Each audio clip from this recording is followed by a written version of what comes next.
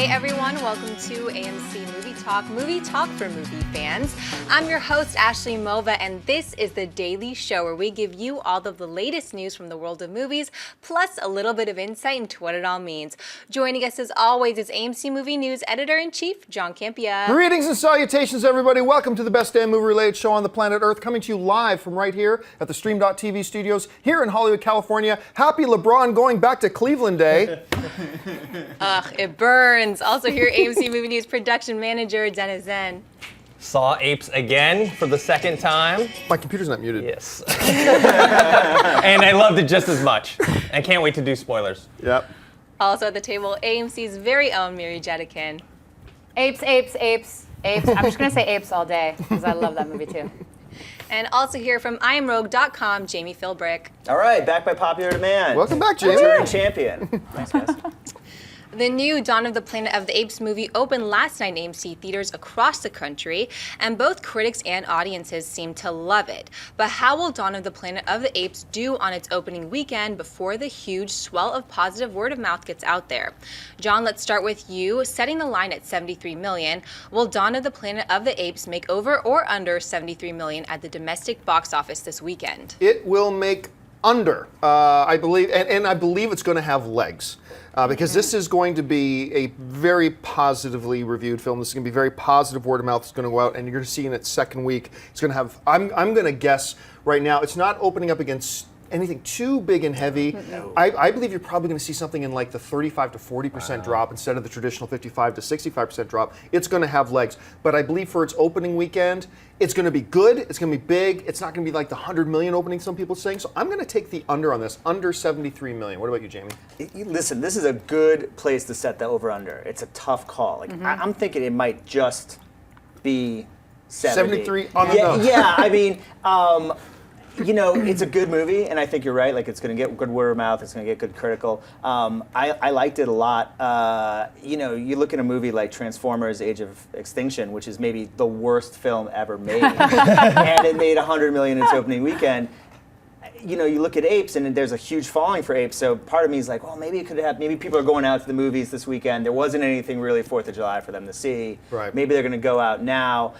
But at the same time, like everything I'm seeing, yeah, I think it's around the 70 mark. So I'm going to go just under, just with the under. Dennis? We'll see. I'm going to go a little bit over. I think high 70s. I think good word of mouth, all the good reviews. I mean, I saw it with a press screening earlier this week, and we all loved it. But I mean, that's for box office, that doesn't actually matter. It's more about the audience. But I saw it again last night, and at first, like I was a little worried because there's like a bunch of people, you know, when you go to the theater, and there's people that are like chatting up a storm, and they're cracking jokes, and you're like, man, these guys are gonna ruin my movie-going experience. As soon as the movie started, they were sold. Yeah. They were just, they got totally engrossed. They shut up and they stopped talking. So I think that's indicative of a lot of good word of mouth, and I think it's just gonna go a little over 73. Mary? 69 dudes. I think it's gonna be like just shy of 70, or maybe a little bit over 70. But I don't think it's gonna break 70. Yeah, and don't, like, for people who are thinking, what are you talking about? Why are you dissing Planet Apes? We're not. I mean, No, it's great. Keep in It's mind, just a $70 tradition. million on an opening weekend domestically is awesome. Yeah. That's great. No, That's and a lot also of money. after 4th of July, and it's before. I mean, Yes. it's a week. I think July 2014 is a weak July for summer movies. I mean, you look at the rest of what's coming down the line, and there's nothing too exciting. I disagree a little bit with you about the legs. I don't know that it's possible in this market for any movie to have legs like they used to. You know, you look at movies 10, 20 years ago, they could be in the top 5 the whole summer. Yeah. You know, you know, Yeah, but our 'cause definition sooner of or legs later- has changed, right? Yeah. But that's true too. Because back Yeah, then, yeah, legs yeah. is like a 15 to 20% drop. Right, Today right, we're talking right. 40% drop Right. is having legs. I mean, I think it'll definitely be in the top 5 for the next few weeks, maybe through the end of the month. But then Yeah. you got Guardians coming and Lucy and a couple other things in August. So I don't know, but I think it's going to do well. I mean, I think Fox will be happy. All right, what's next? With Dawn of the Planet of the Apes now in AMC theaters, July still has several major wide-release films to come out. Included in the upcoming July movies are the Scarlett Johansson film Lucy, Disney's Planes, Fire and Rescue, the Gabriel Iglesias comedy concert film The Fluffy Movie, Dwayne Johnson's Hercules, Jason Segel and Cameron Diaz in Sex Tape, the Michael Douglas comedy And So It Goes, and finally, The Purge Anarchy. Mary, of the wide-release films still to come out this month, what are your top 3 most anticipated? I mean, can I just see apes again? I mean, no, okay, I'm excited for Lucy. I'm really, really excited for Lucy. I'm excited to see Luc Besson back in the director's chair with a strong female lead, and it's Scarlett Johansson, and there's a sci-fi element I think is really cool. The trailers look awesome. So that's the one I'm definitely the most excited for. It kind of drops significantly after that first one. I'm looking forward to seeing Hercules only so that I can finally see the lion on his head. How do they explain the lion head being this big, suddenly down to this big? I just want to see how that happens. He put it through the wash. Exactly. Yeah, it shrunk. It shrunk. Oops. So maybe that one. And this is going to sound kind of funny, but I want to see that Michael Douglas, Diane Keaton movie because it's Rob Reiner and it's the two of them. It kind of doesn't look great, but I have legacy nostalgia for those guys. So it's crazy how much under the radar that movie is flying. So under the radar. Yeah. Dennis, what about you? Top 3. Definitely Lucy, number 1. Luc Besson. You know, hopefully we see the Luc Besson of Fifth Element and Leon/Professional. Versus, he didn't direct this movie, but I thought it was a terrible movie that he wrote, Colombiana. I didn't mind that movie. I hated that movie so much. So hopefully mind it's it. more of the former instead of the latter. And then Hercules, the same. I don't hate Brett Ratner. I know there's like some people who like I hate don't on hate him. him I don't either. hate him. I enjoy some of his stuff, not all of his stuff. But you know, The Rock. It's The Rock Yeah, it's The in Rock. a role that like I think can be fun. As long as they don't get too serious with it and they have a little fun with it, I'm looking You know forward what's to being that. overlooked in the Hercules movie is that his main supporting actor in that one is the dude from Ian McShane. Ian McShane. Love From him. Deadwood. He's so Al awesome. Swearingen. What about you, Jamie? I Top mean, 3. again, my point, you know, that list of movies coming out in July, there's nothing interesting. Yeah. I mean, Lucy would be the one I'm looking forward to the most. I've seen The Purge. And I actually liked it. I really liked it. I think it's even better. I've than heard the it's a first lot one. better than the And I original. liked the first one. I didn't hate the first one. I think it was a cool concept. The concept there. was amazing. I just thought the execution. execution wasn't 100%. Yeah. This one's much better. Frank Grillo is going to be a movie star. love him. This guy's He going should to be. be a love movie him. star. And I think there's a fan base for the Purge franchise, and I think they'll go out and see it. And Grillo makes the movie, and the fact that they open it up to L.A. and not just sort of like a cul-de-sac somewhere. So.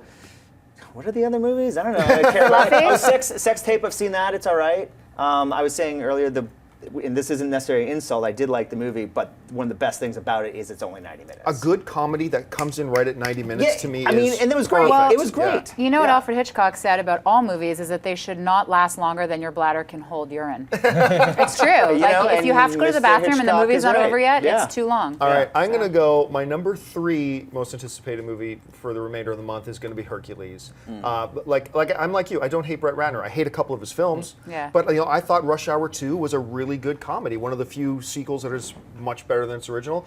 I thought Tower Heist had its good points. I kind of liked Tower Heist. That was all right. So I mean, then there's X-Men 3, and whatever. So my number 3 is Hercules. My number 2 is Lucy. And when you got Morgan Freeman as your supporting actor, that does nothing but help. I'm expecting to hear Especially him when talking. he's Vesuvius. Yes. Or I want to hear him talking about some natural Disney animals, just in the background. My number 1, though, is Sex Tape. I remember at first I was not taken with the concept and who the cast was, even though I am a big Jason Segel fan and I like Cameron Diaz. But then when I first started seeing the trailers, I started really buying into it, actually, and then seeing Rob Lowe was in there, and I've become a big Rob Lowe fan the last 5 Rob or 6 Lowe years. steals the movie. He is the best thing I feel like he about steals the movie. everything he's in. Rob Lowe's lately. amazing. You see him in Californication? And also No, remember, but you've talked about it so before. good. Rob Lowe invented the celebrity sex tape. So there's a whole meta thing going on with the fact that he's in this movie. I'm under the category of TMI. I got to tell the story. The other thing about sex tapes that is really kind of funny is that look, this is really more people do this than you think. I mean, I was reading this article on CNN last year about how like 1 out of every 3 couples have actually done it at some point, and I am big enough to admit it. So have I. Here's the story. I was shooting a movie. You might have been on set. I can't remember, but I was shooting a movie a couple of years ago, and me me and my girl, we had one of those flip cams. Remember Oh, yeah. the old I style ones? We still had those have flip mine. cams, and we might have shot a little something, whatever. And months go by, and I completely forget about it. And then we're on set shooting this movie I was doing, and we get our friend Sol. I asked my friend Sol, who's there. He was on our 24-hour marathon. You might remember him, but I asked him, "Hey, dude, can you walk around the set, the various stages of the set, and shoot some behind-the-scenes footage?" And it was that flip cam. So he goes off, and about 5 minutes later, I hear screaming from the other side of the set, "Oh my God!" And he comes back yelling, "It can't be unseen! It can't be unseen!" I totally forgot about it. So that's my TMI moment for the day. All right, folks, we reached that part of the show for buy or sell. Here's how this works. In front of her, Ashley's got a few, I almost said Chris Lee. Ashley's got a few other items in the world of movie news. She's going to run them down. Then Jamie, Dennis, Miri, and I are simply going to say whether we buy it or sell it. So Ashley, what do we got? Shane Black, director of such films as Kiss Kiss Bang Bang and Iron Man 3, seems to have his lead actors for his next project. According to The Hollywood Reporter, Russell Crowe and Ryan Gosling will lead Black's 70s comedy noir, The Nice Guys. The film is set in Los Angeles in the 1970s, pairing a fighter and a private detective as they attempt to solve a murder. Dennis, buy or sell Crowe and Gosling joining The Nice Guys? I buy it. I like Shane Black. I mean, the two movies that she mentioned are actually the only two movies he's directed so far. Right. Sure. But he has a long history in Hollywood. He wrote the original Lethal Weapon, A Long Kiss Goodnight, and so I like his movies. And then I like Ryan Gosling and Russell Crowe. I think they're both good actors. However, on the film noir front, we have Russell Crowe, who is in LA Confidential, who's one of my favorite movies of all time. And then you have Ryan Gosling in Gangster Squad, a terrible, terrible movie. However, Gosling was the best thing about that, though. Yeah, he was. it was just a horrible movie Yeah. in general. But I think they're both going to be good, and I think this movie's going to be good. Yeah, for me, this is a big buy. I mean, you got two of the best actors in the world right now. Russell Crowe. Look, to me, it's still Daniel Day-Lewis and Russell Crowe, interchangeable depending on which set of 5 years you're talking about. I think they're the two best actors in the business. Ryan Gosling is fantastic. When you talk about Shane Black, man, that dude's busy right now. He's got like a Doc Savage thing coming up. Yeah. He's got like a Predator thing coming up. Now he's got this he's working on. I believe this is going to be his next one. This is a good combination. For me, it's a buy. Oh, total buy. Shane Black, I love. Kiss Kiss Bang Bang is one of my favorite movies. Love that movie. So the fact that he's doing another noir, I mean, that was a modern day noir, but 70s, I love that idea. I have a huge man crush on Gosling, so after Hey, Drive. girl. So yeah. Well, and his squeaky voice in Gangster Squad, he's always doing something different. You know, he's kind of like young Nick Cage, where he does, you can say whatever you want about Nick Cage, but he doesn't do the same thing every movie, and he does something very specific for whatever twisted specific reasons he may have, but he does them, and so I like Gosling a lot, and Crowe. I don't know that I would quite put Crowe in the category of Daniel Day-Lewis, but do love LA Confidential, so I'm big buy. Bud Cort, one of his best Bud roles. Cort's amazing. But anyway, Amazing. So you guys have said it all, but the one thing I want to add is that this is a 70s noir crime with comedic elements, but it's also the backdrop is like smog and automobile corruption. So that's such an interesting place to put a noir. I don't really feel like I've seen anything like that before. And smoggy LA in the 70s, and Shane Black is so good at this particular genre. I think it's a total win. So. Yeah, there's an interesting, little bit of a side note here. The Russell Crowe film, remember Cinderella Man? Yeah. I thought it was an absolutely brilliant film, but for whatever reason, the marketing didn't hit with people, and people didn't go see it. And I remember at the time, the studio did something I'd never heard of before. The second weekend it was out, they gave a money-back guarantee. Do you remember this? They gave a money-back guarantee on it. Yep. They said, go see Cinderella, and if you come out and honestly say you don't like it, money back. Wow. And I had never seen a studio do that before. I think I've seen it maybe once since, but that was a really good performance of his. Anyway, what's next? Actor Gary Oldman has just signed on to star opposite Kevin Costner in the upcoming film Criminal. Criminal stars Costner as a prison inmate who is implanted with the memories of a dead CIA operative in order to prevent a large-scale catastrophe. Oldman is said to be playing the movie's villain. Jamie, buy or sell Gary Oldman joining Criminal? Can I buy Gary Oldman joining Criminal, but not buy Kevin Costner as whatever you just explained? That sounds preposterous. Gary Oldman as a villain. I mean, I don't know if there's anything else to say about it. He does it better than almost anyone else, so why not? I'm going to sell this. As much as I really like Gary Oldman, let's face it, he historically, his track record is that he does not always pick the best stuff. He's in some really good things, but sometimes he picks some things. As a villain, yes. And I like Kevin Costner, I really do. I like Kevin too. But my problem with this goes to what you were kind of saying about the whole synopsis here. It sounds like a poor man's version of Source Code. Yeah. Remember the one with Jake Yeah. Gyllenhaal? And I like It that really movie. does. And it's like, it's just, who knows? Maybe the trailer comes out and I get wowed by it, but for now, for me, it's a sell. I'll buy it just for Gary Oldman. I mean, you're right. He's good in villainous roles. He was in The Fifth Element, Leon the Professional, which we talked about before, and even Air Force One. You know, so Air Force He One. was I love so him good in at Air that. Force One. Great in Air Force So One. Gary Oldman, yeah, I'm sold. Mary? I'm going to sell it also for the same reasons, John. I feel like Gary Oldman alone isn't going to make this movie great for me, as much as I love him for all the reasons you guys have said. I feel like he has made some spotty choices, and this doesn't sound like a particularly compelling story to me. So I guess time will tell, but for now it's a sell. All right, folks, we reached that part of the show for Mailbag. Listen, if you've got a topic or a question you'd like us to address on the show, you can email us anytime at amcmovietalk@gmail.com. Now, every day we take a couple questions from the Mailbag, but if you're watching us live, and we do the show live every day, Monday through Friday, 11 a.m. Pacific Standard Time, you can tweet in some questions right now live at AMC Movie News. We're going to save a couple of minutes at the end of the show to take your live questions, but for now, let's get to the Mailbag. So, Ashley, what do we got? Nico Sorrentino writes, "Hey guys, love the show. Can't go a day without it. My question is about Planet of the Apes. I just got back from Dawn of the Planet of the Apes and it was incredible. I really want to see more. Do you think the next installment will be just called Planet of the Apes and be the traditional story that we all know? Thanks and bring on the filthy." No. I mean, we do know they're doing the next one, and Matt Reeves has signed up to do it, thankfully. Yay. Thank goodness. Yeah. But no, I think the next one we're going to see, I think the one after you see Planet of the Apes, the new Dawn of the Planet of the Apes, that people are going to want to see is The War. That's what people are going to want to see next. And will they ever get to the point where they just now do a remake of the Charlton Heston thing? I don't know, because that's set like 500 to 1,000 years in the future from that. There's a lot of story to tell. Yeah. So I don't even know if they'll ever get around to it. I certainly don't think it'll be the next film. Miri? Yeah, I agree with you. I feel like this isn't a remake in general. This has been a reboot of the franchise. So I feel like they have such a great opportunity to go in so many different directions and not just revisit something that's already been done. This is an entirely new world, entirely new apes, entirely new time frame. We're looking at it's just different now. Audiences are dealing with different things. And there was a lot of really interesting thematic elements in Dawn that I think they're probably going to continue to develop in the next film. I can't wait to see it. I don't even care what they do. I just watch Caesar doing his taxes, I swear to God. I love it so much, and I love him as a character, so whatever they do, I'm on board. Dennis? This is a good type of reboot. It's like a reimagining. They're taking Yeah. a whole and putting a whole different spin on it. Yeah, I think it's going to probably be called War of the Planet of the Apes, the next one. Probably, yeah. And going to be about the war. I don't think we're going to see a remake of the original.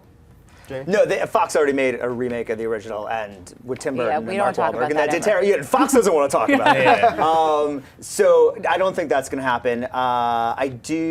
War of Planet of the Apes is a good title. I like Birth of the Planet of the Apes. It could be a good title. I do think that they'll sort of end the trilogy of this new series, and it'll sort of lead into what would have been the Charlton Heston movie. Either we'll see, the falling of Statue of Liberty, or, maybe even the spaceship landing, because they did kind of put that Easter egg in the first film. So I think this trilogy, my guess is, will end sort of going into the original film. Okay. And it's also a cool thing that the original film, you find out that it's the future, and so that these guys, this could kind of be our modern day and then go into that future. So I think it'd be cool. I got your title.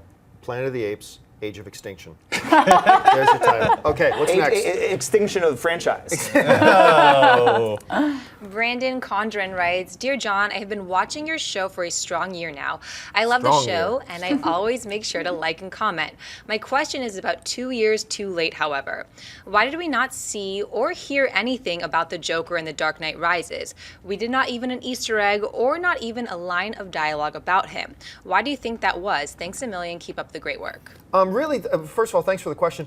The real question is, why should they have? And the Joker is now an old character. I mean, look, all other things aside, the passing of Heath Ledger and all that kind of stuff, all that aside, it's like, that was the last movie's character. Yeah. He's gone now. He's been dealt with. He's put away. There's really no reason they should have referenced him. So look, had Heath Ledger not passed away, I'm sure Christopher Nolan probably would have come up with something. Yeah. But being as he didn't, it's standard that, as you move into sequels, normally they just leave the old characters behind. Sometimes they get cameos, most of the times they don't, so I don't see a reason why they should have.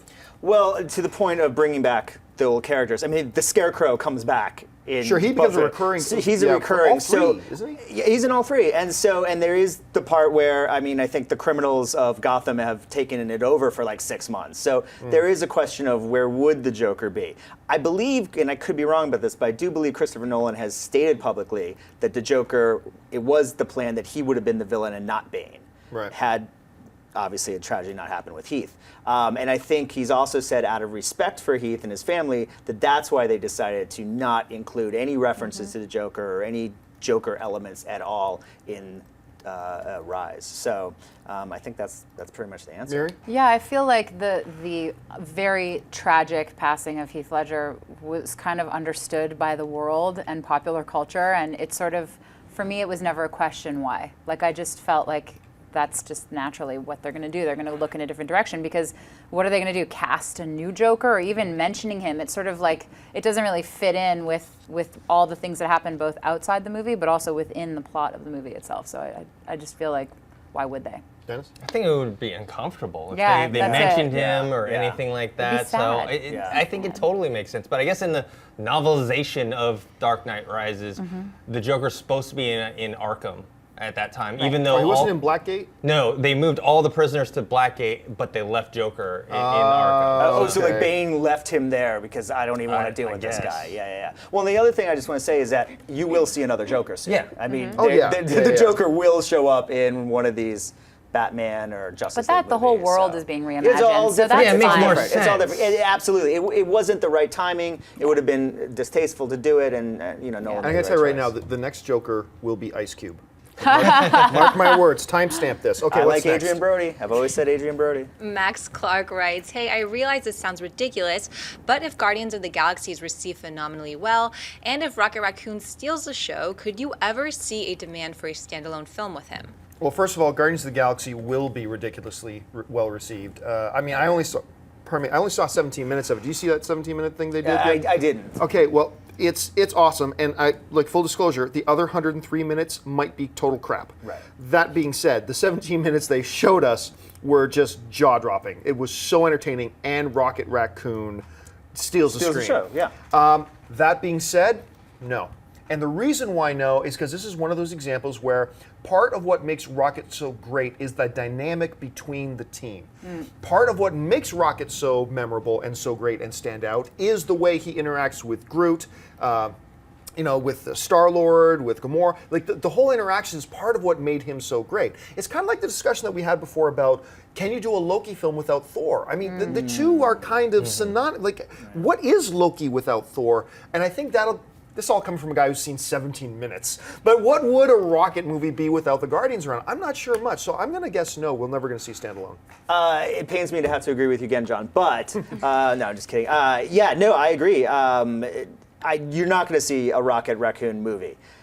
That being said, I think that you will see more Guardians movies, and Oh, yeah. I think we've heard a rumor about a Hulk Guardian movie down the line, or Guardians appearing in or in the third Avengers film.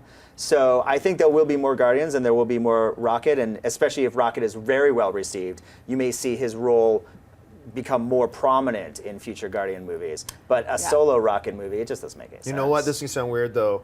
Almost a better chance of stealing the show might be Groot.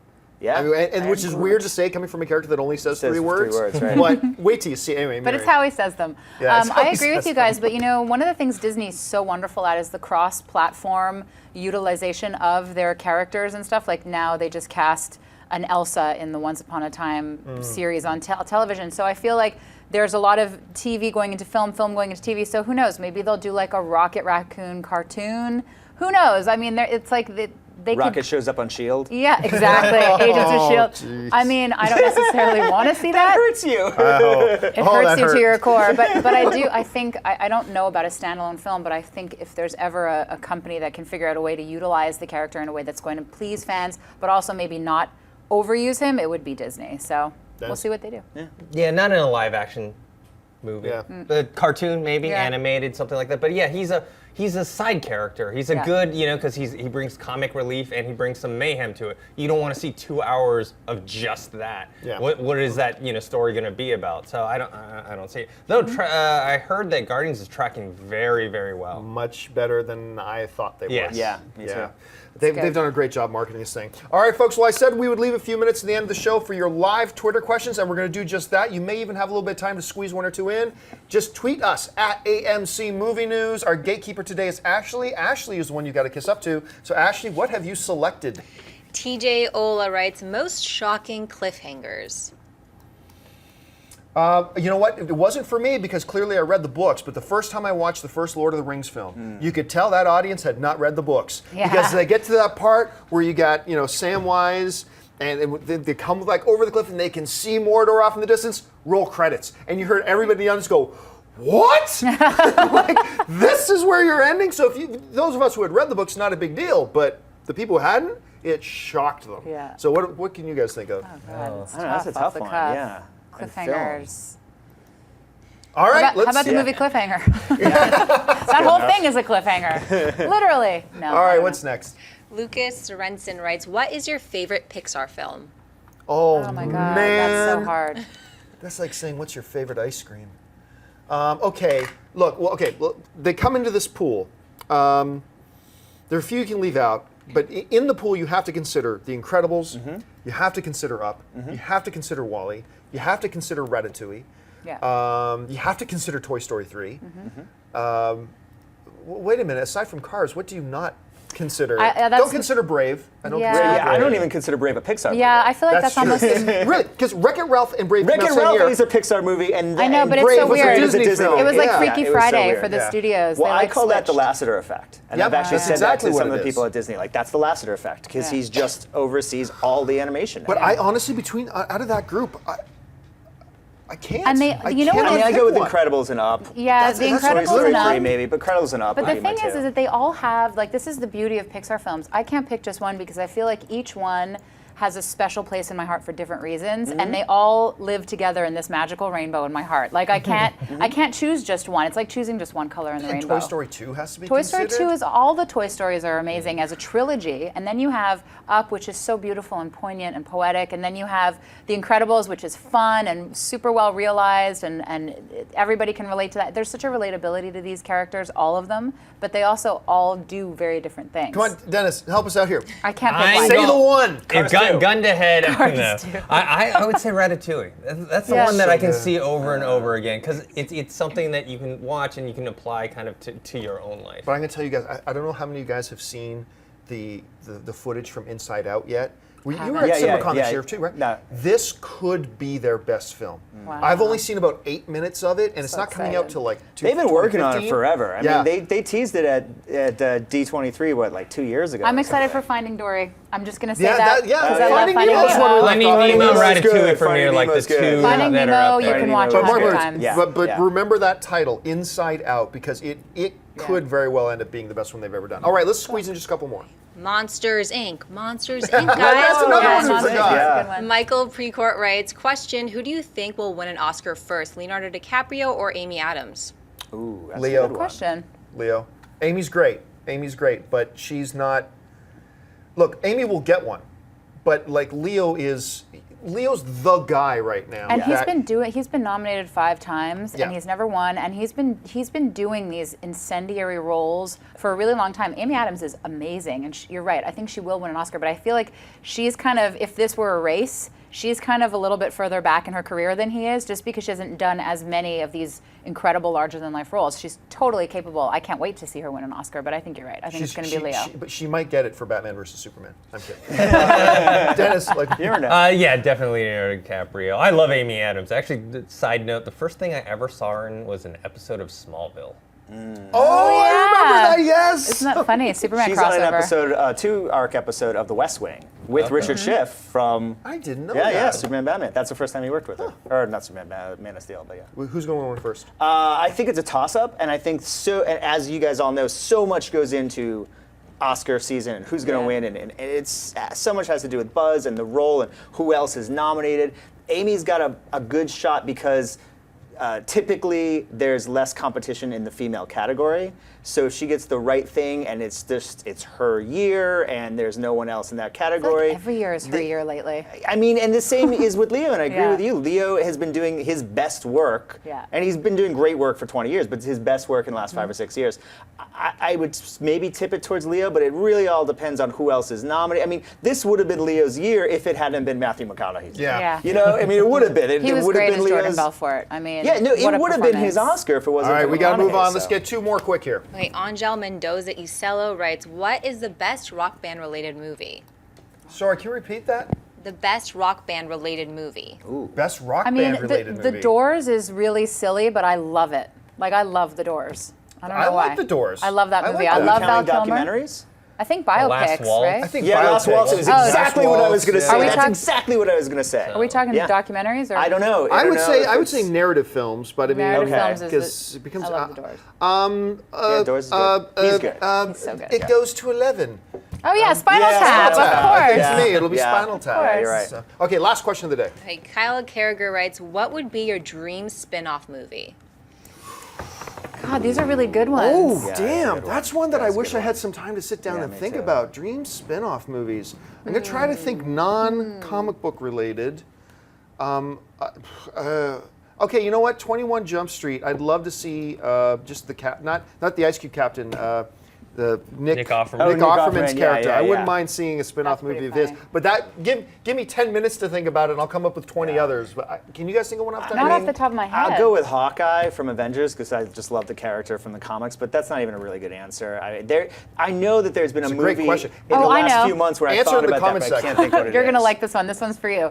40-Year-Old Virgin, Leslie Mann's character. I would watch Oh a my movie of that gosh. girl. Oh my! The drunk girl in the Let's bar? get some French toast. She is so funny. The only reason I'm thinking. Miri and I will tweet back and forth to each other once in a while. Just get some French toast. Well, in LA Confidential, we're talking about the Bud character that Yeah. Crowe Yeah, plays. I mean, yeah. it's a little too late for him to play that character now, Yeah. but 15 years ago, that would have been great. Yeah. All right, folks, we've run out of time. Thank you so much for joining us today. Don't forget, lots of great films playing in AMC theaters right now. Head on over to www.amctheaters.com for your theater, showtime, and your movie ticket information. If you want an audio-only version of this episode, look in the description of this video, and you'll see links to our podcast and our iTunes so you can listen to us on the way to work or at the gym or wherever you are. And listen, if you haven't done so already, take a second, click that subscribe button, click the thumbs up button, share this video around, let the people know that you like our show. I want to thank, first of all, the people sitting at the table with me. Sitting to my left, our special guest today, the returning from IamRogue.com, Mr. Jamie Philbrick. Jamie, where can people find you online? IamRogue.com is the website. You can go to at IamRogue for Twitter, follow me, and Jamie Philbrick Facebook. Yeah.